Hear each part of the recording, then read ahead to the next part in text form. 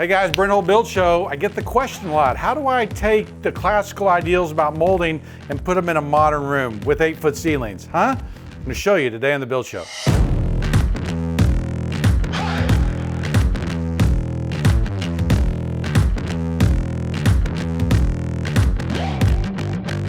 Okay guys, so I just got another email from a guy.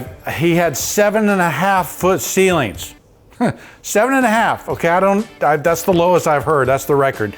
These are 8-foot ceilings, pretty common, right? So how do we take all the classical moldings I'm talking about with the chair rail and you know, an entablature and all the different things that go in a classical room, how does it work in a modern room? So this house is mid-century modern, right? We're 1962. Look at the window pane, right? I've got a steel window right here. Look at the shape of that window pane. It is a horizontal turned on its side, right? Which accentuates the length, right? The breadth of this thing as opposed to the height. Typically classical things want to elevate height. Not this case in these houses. So furniture tends to be lower, right? These rooms tend to be lower. But if you're going to introduce moldings, and remember, this house has been changed a number of times. This is me. This is Brent putting his classical moldings on there. These are Windsor moldings of the Greek Revival. If you look in that bathroom and in the back area we didn't touch, there's actually a door casing as a base molding back there. It's really funky. We got all these different window types, right? We got a steel window, we got a wood window. Back there, I've got a privacy window, a window that comes up about this high. Very popular in the mid-century modern period. So this house has gone through a number of iterations. I've got a fresh slate. How do I come in here and make it look right? Well, the quick thing is that you're probably not putting a crown in here, okay? Notice with my door heights at, you know, this is probably 6'8" or 7 foot. By the time I put a 4-inch casing on there, I've only got 8 inches between the top of my casing and my crown, right? And so there's really not enough room to do a 2-step or 3-step crown in this space. We just get too tight. In the classical system, the moldings are used to tie the room together. In this case, we've got this window, which is lower, which is, you know, at 6'8", 6'9". I've got these taller openings. I've got a window sill that's, you know, 8 inches off the ground. Remember, in the classical system, the windowsill is what unifies the room, is that usually it's set at the height of the chair rail. So, which is 32-ish, right?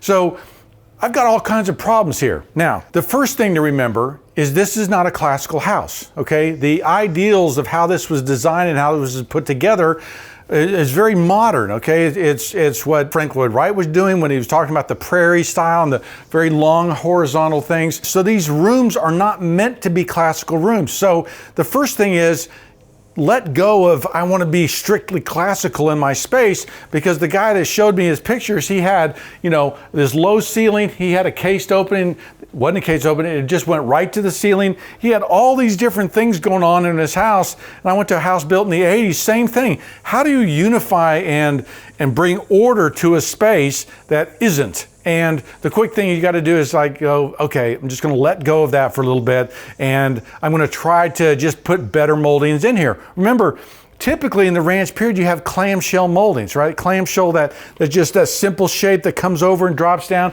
You don't have these shapes that help define it, help punctuate an opening. That was another classical ideal, punctuate an opening. The modern movement, you were de-emphasizing that. Moldings didn't draw any attention to it unless you painted it differently. So realize the first thing you need to do is kind of let go of that. I'm going to classify my modern house.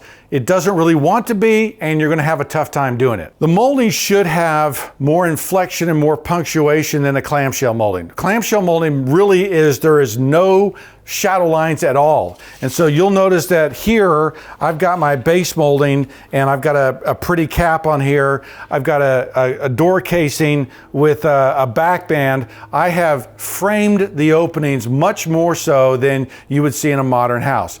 I think this helps give direction. I think this helps establish, you know, what I'm looking at. The spaces don't melt together. They are defined and stepped apart, okay? So the first thing is get good moldings, and 3/4 of an inch at least, right? This molding from Windsor goes off the wall about 1 5/8 inches, right? And so I'm much farther off the wall than that. That helps punctuate the space. Your crown molding is going to be diminished and small.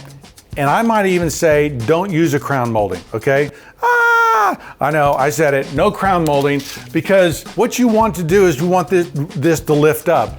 It might be better for me to paint the wall and the ceiling the same color, which is something to do in the modern houses. It's gonna create the sense that this ceiling is kind of lifting up, right?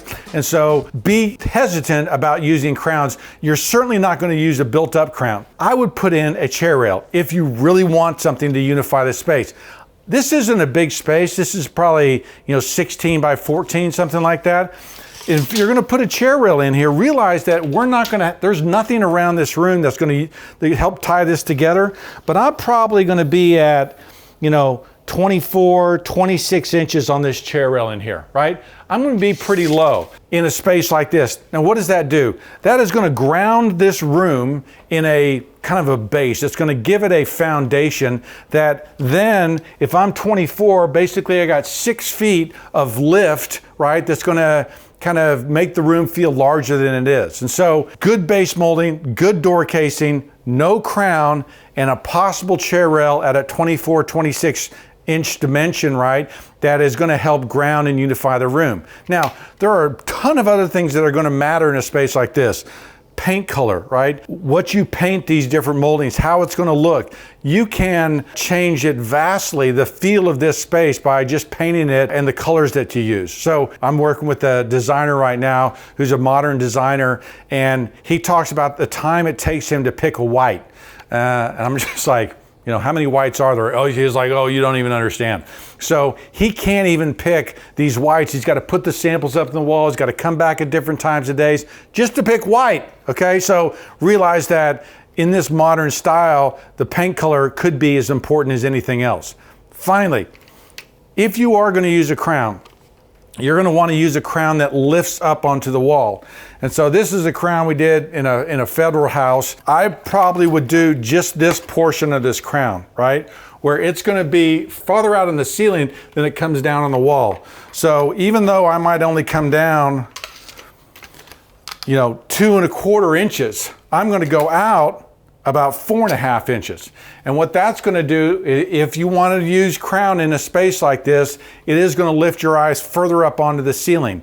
Again, if you want to do it, I'm not recommending you do it, but if you wanted to highlight a space, I know people like moldings and want to do them, maybe even more than me, if that's possible. There's a crown that you can use if you are just so inclined. Okay guys, if you've seen my videos on good moldings versus bad moldings, that's a really great place to start, because one of the tricks of getting a room like this right is just picking good moldings, reintroducing. If you watch my Buildings and Brew on the mid-century modern, you know that the whole mid-century style, some of it was just cheap. Some of it was quick and fast. And so introducing better moldings and better details really can elevate and improve a space like this. Be sure to follow me on Instagram and Facebook, Hull Millwork, Hull Homes. Sign up for the newsletter, and if you're watching on YouTube, hit the subscribe button. I'm Brent Hull. Thanks for watching.